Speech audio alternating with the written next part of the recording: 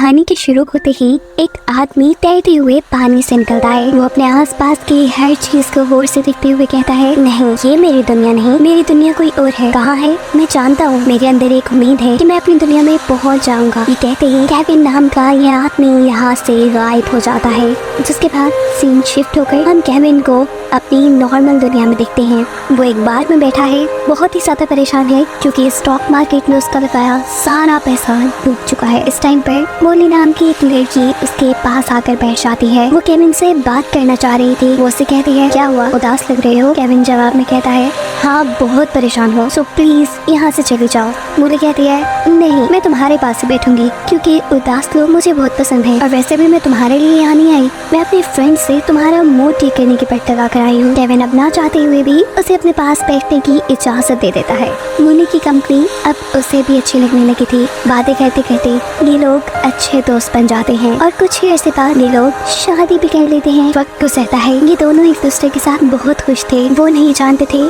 कि उनकी ये खुशी ज्यादा अरसे चलने वाली नहीं, क्योंकि एक दिन ऑफिस से घर आते हुए ट्रक के साथ टक्कर होने पर केविन का बुरी तरह एक्सीडेंट हो जाता है। उसे इस वक्त जब होश आया तो वही खाली रोड पे था, बिल्कुल जिंदा सलामत। वो इधर उधर देखता है, यहाँ एक बूढ़े आदमी के अलावा कोई नहीं था, ना कोई इंसान ना ट्रैफिक। वो इस बूढ़े आदमी से पूछता है, मेरा एक्सीडेंट हुआ था, मेरी गाड़ी कहाँ है, मेरा फोन, मुझे अपनी वाइफ को कॉल करनी है। और इस सब के जवाब में वो आदमी कहता है कि तुम ऐसा कुछ नहीं कर पाओगे केविन, क्योंकि तुम एक दूसरी दुनिया में हो। ठीक एक्सीडेंट के टाइम पे मैं तुम्हें वहाँ से निकाल कर यहाँ ले आया था। यहाँ खड़ा हुआ बूढ़ा अब केविन से अपना तारुफ करवाता है और कहता है, मैं बेनिफैक्टर, मेरा काम है लोगों को एक दुनिया से दूसरी दुनिया में शिफ्ट करना। ये बातें करते करते वो केविन को एक रेस्टोरेंट में बुलाया था। केविन कहता है, मुझसे मजाक करना बंद करो, मुझे मेरी दुनिया में वापस जाना है। तुम आखिर मुझे यहाँ लायक क्यों हो? बेनिफैक्टर कहता है, हाँ मैं तुम्हें इस दुनिया में इसलिए लेकर आया ताकि तुम भी मेरी तरह एक शिफ्टर बन जाओ। तुम्हारा काम होगा असली दुनिया से दुखी और गुस्से वाले लोगों को निकाल कर यहाँ इस दुनिया में ले आना। केविन जवाब में कहता है, मैं नहीं मानता कि ऐसा कुछ पॉसिबल है, मुझे प्रूफ दो। इस हमारे साथ वेट्रेस बैठी है, इसे गायब करके दिखाओ। बेनिफैक्टर कुछ भी बोले बगैर अपने हाथ पे बंधी हुई वॉच पे कुछ कोड दबाता है और ये लड़की यहाँ से गायब हो जाती है। सच्चाई जानने के बाद तो केविन भी घबरा चुका था। उससे कहता है, मुझे कोई शिफ्टर नहीं बनना, प्लीज मुझे मेरी वाइफ के पास वापस भेज दो।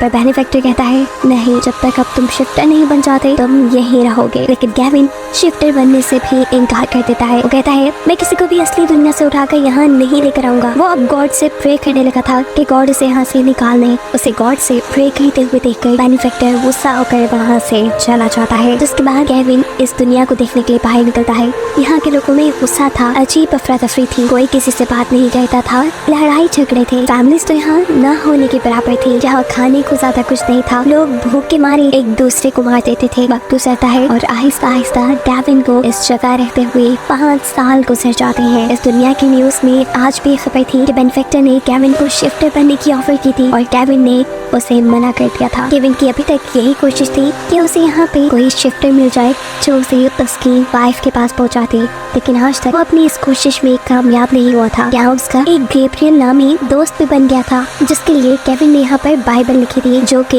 यहाँ लिखना मना था। खैर केविन अब एक ऐसे इंसान के पास जाता है जिसके पास ऐसी टेक्नोलॉजी है जिसके जरिए असली दुनिया के लोगों को देखा जा सकता है। केविन यहाँ पे अपनी वाइफ को देखना चाहता था। काफी ट्राई के बाद उसे वो दिखते जाती है। वो इस आदमी से कहता है, मैं अपनी वाइफ के पास वापस जाना चाहता हूँ, मुझे इसकी लोकेशन बताओ। लेकिन वो आदमी कहता है, मैं ऐसा नहीं कर सकता, मेरे बस में बस इतना ही है कि मैं तुम्हें तुम्हारी वाइफ को दिखा दूँ। केविन यहाँ से निकलकर बाहर आ जाता है। बाहर बहुत से लोग प्रोटेस्ट कर रहे थे। केविन और उसका दोस्त गैब्रियल भी इन लोगों में जाकर खड़ा हो जाता है। पुलिस उनके आगे खड़ी हुई थी। अचानक इन्हीं प्रोटेस्ट करने वाले आदमियों में से एक आदमी भागते हुए दूर जाकर गायब हो गया। उसके यहाँ से भागते ही पुलिस ने लोगों पे गोलियां बरसाना शुरू कर दी थी।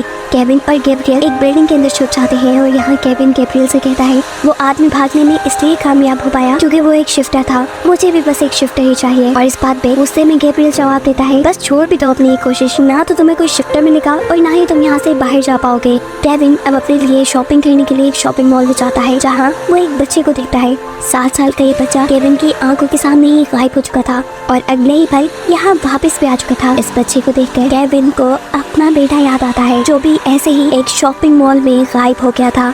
ये चीज याद करके केविन और भी ज्यादा उदास हो चुका था।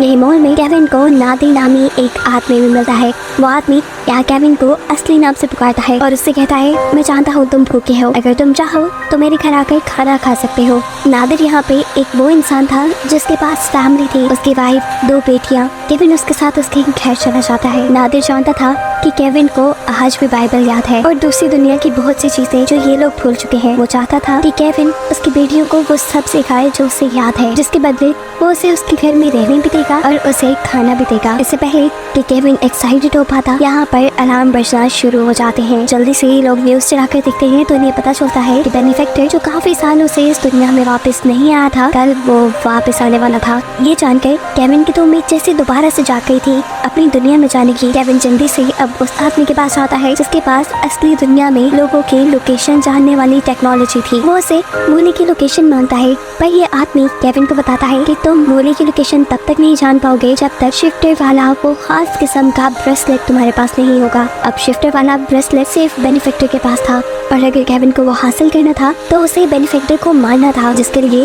वो गैब्रियल से गन ले लेता है। हालांकि वो जानता है इस दुनिया में गन रखना इलीगल है। सुबह होती है, बेनिफैक्टर भी इस दुनिया में आ चुका था। पुलिस की सख्त सिक्योरिटी थी। लोग बेनिफैक्टर से मिलना चाहते थे क्योंकि वो उसे अपना गॉड मानते थे, लेकिन केविन नहीं। केविन उसे शूट करने के लिए पुलिस से बचते बचाते किसी तरह उसके रेस्टोरेंट में पहुंच जाता है। इससे पहले कि केविन उसे शूट कर लेता, बेनिफैक्टर उसके हाथ में गन देखते ही खुद को यहाँ से गायब कर लेता है। अब पुलिस को भी ये बात पता चल चुकी थी कि केविन बेनिफैक्टर पर हमला करने के लिए आया था, इसलिए वो रेस्टोरेंट के बाहर से ही केविन के ऊपर गोलियां चलाते हैं। केविन एक साइड पर छुप जाता है। उसे अब ये बात समझ आने लगी थी कि शायद वो कभी अपनी वाइफ से नहीं मिल पाएगा और ये सोचते ही वो जोर जोर से रोने लगा। तभी बेनिफैक्टर उसके सामने आकर कहता है कि आज से कितने साल पहले मैंने तुम्हें शिफ्टर बनने की ऑफर की थी, तुम मेरी बात नहीं माने, इसीलिए आज पछता रहे हो। अगर तुमने मेरी बात मान ली होती तो तुम आज यहाँ रो ना रहे होते, या तुम आज अपने घर होते या इन लोगों के मसीहा बन चुके होते। केविन कहता है, नहीं बनना मुझे किसी का मसीहा, मुझे बस मेरे घर जाना है, मेरी वाइफ के पास, मूली के पास।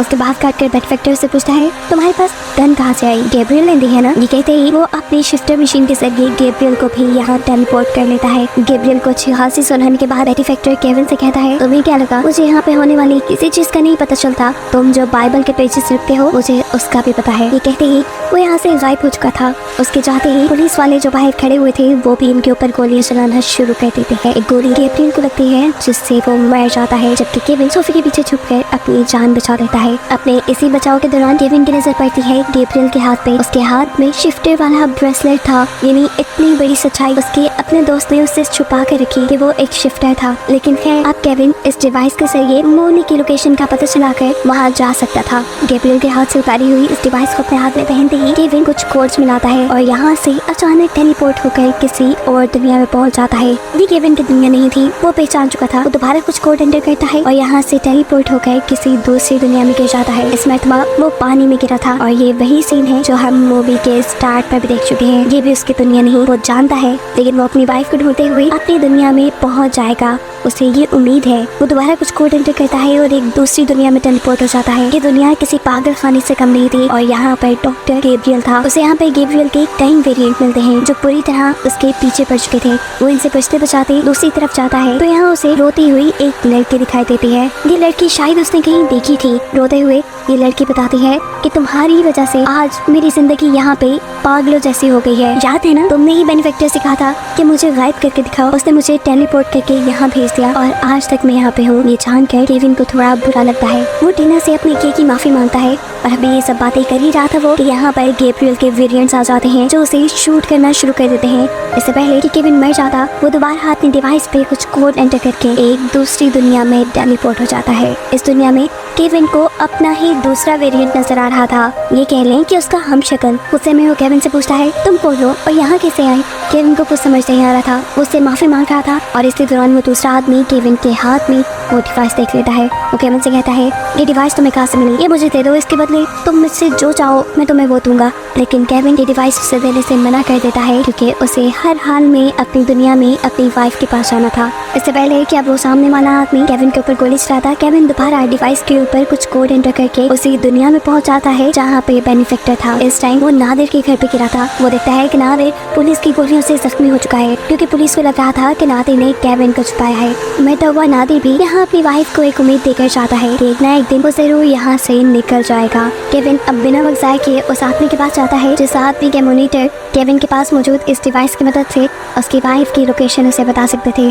जितने में वो आदमी केविन की मदद करने के लिए मोली की लोकेशन ढूंढ रहा था, इतने में पुलिस वाले भी केविन को ट्रैक करते हुए यहाँ पर आ चुके थे। वो बस केविन को अरेस्ट ही करने वाले थे, पर उससे पहले ही केविन का साथी केविन को मोली की लोकेशन का कोड बता देता है, जिस कोड को एंटर करते हुए पुलिस के अरेस्ट करने से पहले ही केविन मोली के पास अपनी असल दुनिया में पहुंच चुका था। मोली जो इस टाइम मॉल में थी, वो भी इतने सालों बाद केविन को यहाँ पे देखकर हैरान थी। हैरान होने के साथ साथ गुस्सा भी। वो केविन से कहती है, तुम्हें याद है तुम मुझे अकेला छोड़ गए थे? केविन कहता है, नहीं, मैंने तुम्हें कभी नहीं छोड़ा। वो अपने हाथ में पहनी हुई अपनी वेडिंग रिंग उसे दिखाता है और कहता है कि जितने भी साल मैं तुमसे दूर रहा, तुम्हारी याद में रहा, मैं तुम्हारे पास आने की कोशिश करता रहा। मोली, मेरी बात का यकीन करो। लेकिन इस टाइम मोली उससे कहती है कि तुम जहाँ से आए हो वहाँ वापस चले जाओ, क्योंकि मैंने अब दूसरी शादी कर ली है। केविन ये सुनकर टूट सा गया। वो मोली से कहता है, नहीं प्लीज मोली, ऐसा नहीं करो, मैं तुम्हारे बगैर मर जाऊंगा। मोली उसकी यह हालत देखते हुए कहती है, अच्छा ठीक है, अगर तुम मेरे साथ रहना चाहती हो तो मेरी एक शर्त है। हमारा जो बच्चा गुम गया था, तुम उसे ढूंढ कर ले आओ मेरे पास। मैं भी सब कुछ छोड़ दूंगी, हम दोबारा से अपनी लाइफ जीना शुरू कर देंगे। मोली यहाँ से जा चुकी थी और केविन टूट चुका था। इसी दौरान हम देखते हैं कि बेनिफैक्टर दोबारा उसे यहाँ से टेलीपोर्ट करके अपनी दुनिया में ले जाता है। बेनिफैक्टर बहुत ही ज्यादा गुस्से में था। वो केविन से कहता है, तुम्हें क्या लगा था तुम इतनी आसानी से ये दुनिया छोड़ जाओगे और मैं तुम्हें कुछ भी नहीं करूंगा? तुमने जितना भी कुछ मेरे साथ बुरा कर लिया है, अब तुम उसकी सजा भुगतोगे। केविन ऐसे खामोश था जैसे अब उसके साथ कुछ भी हो जाए उसे फर्क नहीं पड़ता। बेनिफैक्टर कहता है, तुम्हारे पास दो ऑप्शन है, एक ये कि मैं तुम्हें तुम्हारी वाइफ के पास तुम्हारी पुरानी लाइफ में वापस भेज दूं, और दूसरा ये कि जिस लड़की को तुम्हारी वजह से मैंने पागलखाने भेजा था, उस लड़की को मैं उसकी लाइफ में भेज दूं।